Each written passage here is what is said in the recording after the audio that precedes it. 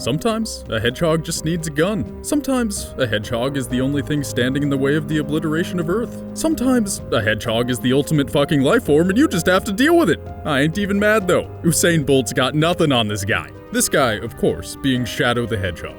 He's the most mature, most complex character to hit the Sonic franchise since Eggman decided to grow that sweet stash. Jokes aside, Shadow's character is easily the most interesting compared to the overtly good or overtly evil characters that you find in every nook and cranny of this franchise. Where Sonic's adventures throughout the years have been defined by a clear distinction between good and evil, Shadow blurs this line to the point of disappearing. The developers of the 2005 game Shadow the Hedgehog even admit they purposely made Shadow morally ambiguous so players could form their own opinions of him. So then, why break the mold? Why introduce this red and black hedgehog at all? That's the question. Why change the identity of the Sonic franchise? And what was Sega trying to go for with this edgy fella? I am the most powerful hedgehog in the world! Indeed. And okay, I'm not saying that Shadow completely changed the identity of the Sonic universe, cause the edge factor definitely mellowed out after Sonic 06 vomited on itself, fell onto the floor, and cut itself to pieces on its own edge. Embarrassing. Very embarrassing. But it was all done with good intentions, right? Sega was gonna do something cool, right? If only they had stuck the landing a little better. Shadow's character meant something, damn it, and he still means so much to this very day. But what? What is the true identity of this dark hedgehog? If we find out that, only then will we know his true purpose. I can't take it anymore. What is the meaning behind this? And this? And Android? Is Shadow an android? Turns out the answer is no. Yeah, found it out over the phone. Kinda anticlimactic, but that's life. Sega nailed the realism, am I right? Prepare yourself for the deeper truth to what makes Shadow Shadow. Today is gonna reveal the ultimate explain form. Prepare yourself for the story you never knew.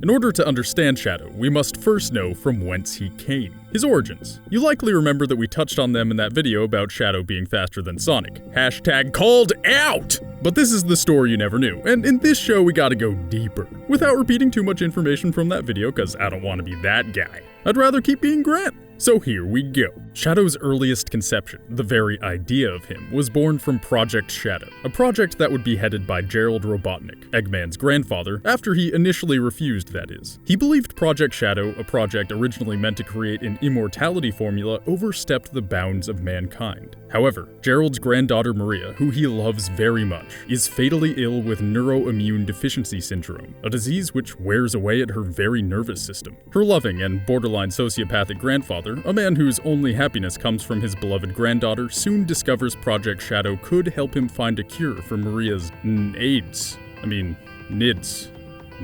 Fuck yeah, Mr. R! Professor R. What's that? You just gotta use this alien guy's blood to do it? His name is Black Doom? A leader of a race called the Black Arms? If I didn't know any better, I'd say these guys were evil! Seems risky. Well, gotta have an interesting plot somehow, huh, Mr. R? I keep forgetting, sorry. Oh, the guy who's about to make the ultimate life form from the blood of a guy named Black Doom is telling me I need more respect. Ha!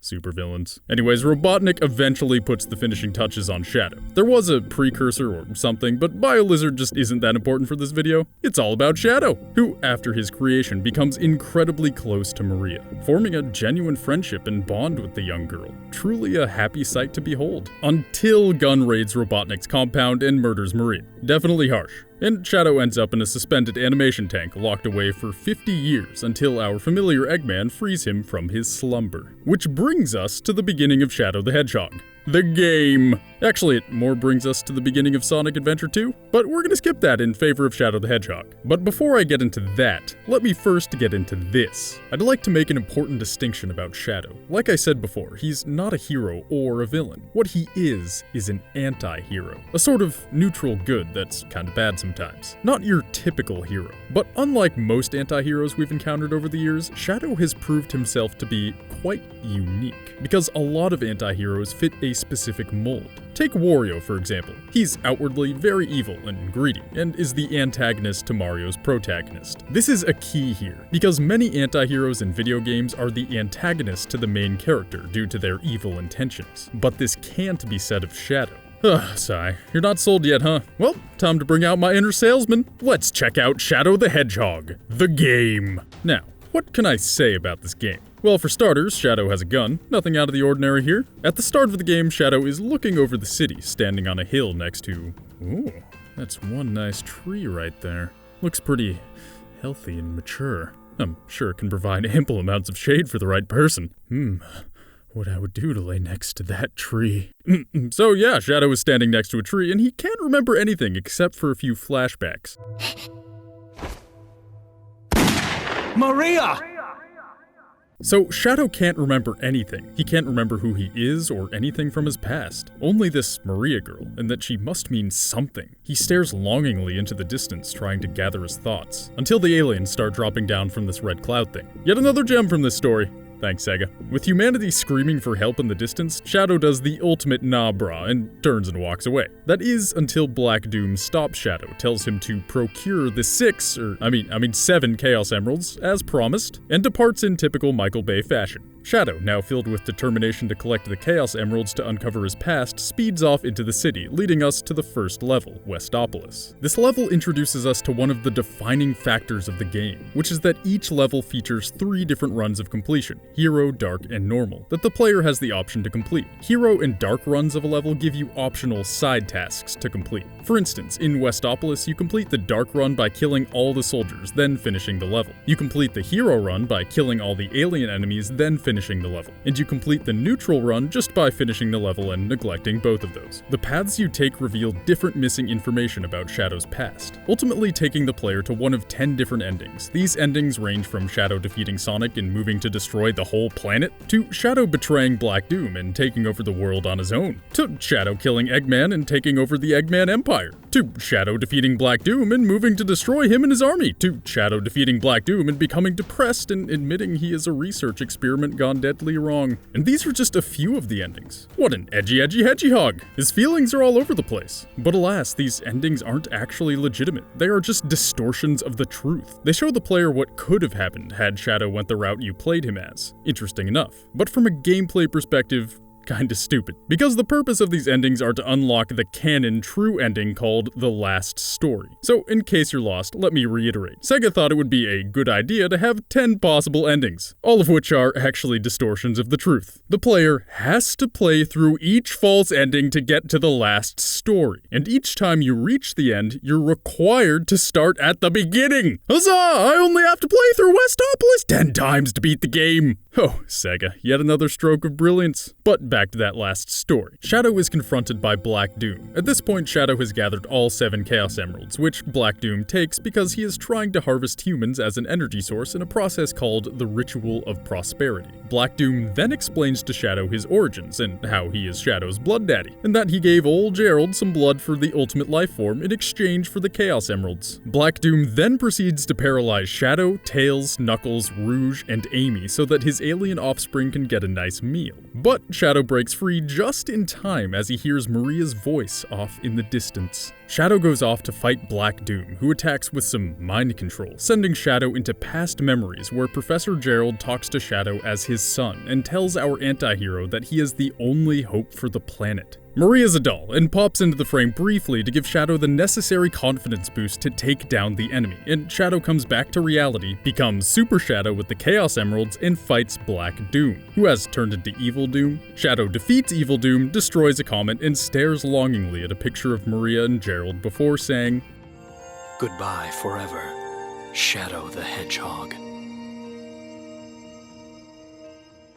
Well, we played through a billion different endings to ultimately end up at that line. So then, what was Sega going for here? What point were they trying to make about Shadow and the Sonic universe as a whole? Having to play through each of the 10 endings only to unlock the true ending has been widely criticized as a poor choice by many Sonic fans over the years. Quite frankly, we've all been baffled for a decade. We all know Sega introduced Shadow as a way to revamp the Sonic franchise, to bring a gritty realism to an overtly cartoonish world, and this plan didn't work as intended. But it almost did. See, the excruciating journey of playing through all of Shadow's story arcs could have been great because it could have shown us how this morally ambiguous, memoryless character's personality changes according to the choices he makes. I mean, it does show you that, but it does it badly. This honestly is a very realistic concept. Sega just didn't nail the execution. In Sonic Adventure 2, they did nail the execution. At least, nailed it enough. SA2 was the first Sonic game to have anything resembling a serious plot, and it's also the first game where we ever see Shadow. Coincidence? I think not! I won't get into Sonic Adventure since I just spent so long on Shadow the Hedgehog, but the point I'm trying to get at is that from SA2 to Shadow the Hedgehog to Sonic 06, we had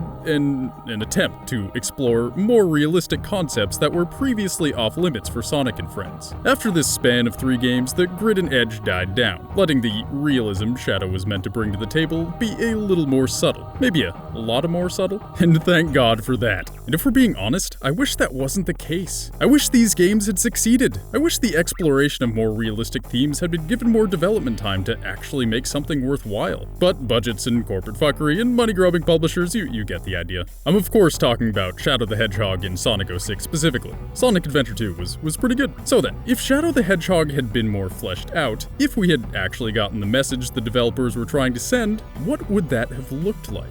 Well, I didn't give you a summary of Shadow the Hedgehog's starring game for nothing. Let's analyze that shit. This is the first Sonic game where the character you play as is not only an anti-hero, but can also make choices on how the story, and therefore the character, progresses. On top of this, Shadow is missing his memories. He has no past, so he's heavily impacted by the present moment. In his wiped mind, he has no history, no friends, no identity, save for knowing damn well he's Shadow the motherfucking Hedgehog. He's just the ultimate life form and doesn't know who he is. Probably a good way to stay humble if we're being honest. When you play through the hero, dark, and neutral runs, you see many different sides and strikingly different morals, all contained within the same character. Although these runs all ultimately lead to the same last story, it should be clear that the 10 hypothetical endings were intended to show what could have been. Ultimately, these fictional promises disappointed us because the story each one hoped to tell was overwritten by the last story. But remember, we're looking at Shadow according to how he was intended to be, not according to how Sega was able to portray him given whatever limitations they may have had.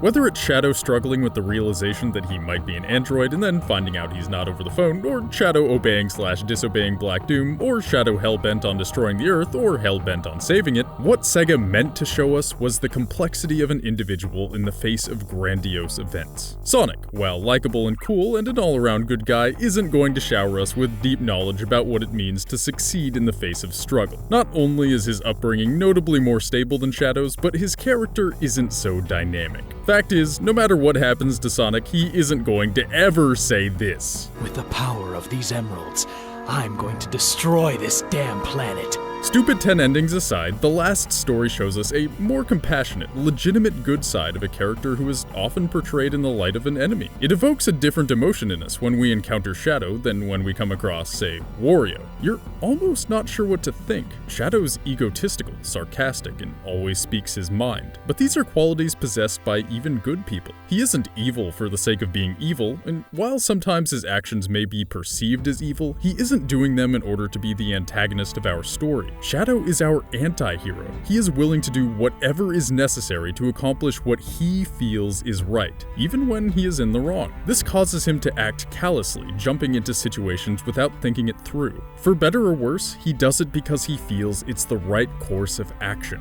That's an interesting phrase, isn't it? The right course of action. Play through the more lighthearted Sonic games, and the right course of action is obvious according to our benevolent heroes. There's no guesswork, only happy destiny. You see, more one-dimensional characters like Sonic and Tails, their next move is always clear. But for just a second, think about the people in your life. Think about the course of your life. Can you accurately predict the behavior of people around you? How accurately can you predict where your life is going to go? With Sonic and friends at the helm, we can expect a happy ending. But with Shadow in the driver's seat, we were supposed to have all kinds of endings. This is realistic. One would expect a black and red hedgehog made from the blood of evil to have actions that are predictably diabolical. But that's not what happens. Shadow is defined and molded not by a role in a story, but by his own identity. And ironically enough, he's really the only character to struggle with having an identity. His lost memories, sparsely being shown to him in haunting images of Maria's face, leave Shadow feeling lost, yet tied to no one. For the longest time, all he knew is that he's Shadow the Hedgehog, and so his journey is to find out who that is. Who goes under that name? He means to find out through his actions, and only his actions. Because Shadow, with his amnesia and the murder of his only true friend, may be lost in his identity, but he's still him. And so, all that's left to do is exactly what Shadow the Hedgehog would do. Whatever he wants to do. Whatever path he wants to take. Because if he does that, he might just find himself. I really think Sega had good intentions by introducing a character whose identity is molded by the path he chooses, because that's the reality everyone lives. It's not the reality anthropomorphic animals live, but it's the one we live. Taking that step towards reality could have helped the Sonic universe evolve. It didn't pan out, and the edge dial got turned way back. But given enough time, and done correctly, maybe Shadow, by walking his walk, skating his skate, can file down that edge and turn it into something that's not gritty, but real. You just gotta do a better job of storytelling, Sega. Holy eggpotamus! That's the story you never knew. So yeah, Shadow has a lot to offer the Sonic universe. That's just what I think though. Maybe you disagree. If you do, then post your qualms under yonder. It's the logical thing to do. And if you don't not disagree with those people, then definitely don't not comment on their posts. Know what I'm saying? Alright, enough of these shenanigans. Check out this video we made about Shadow being faster than Sonic.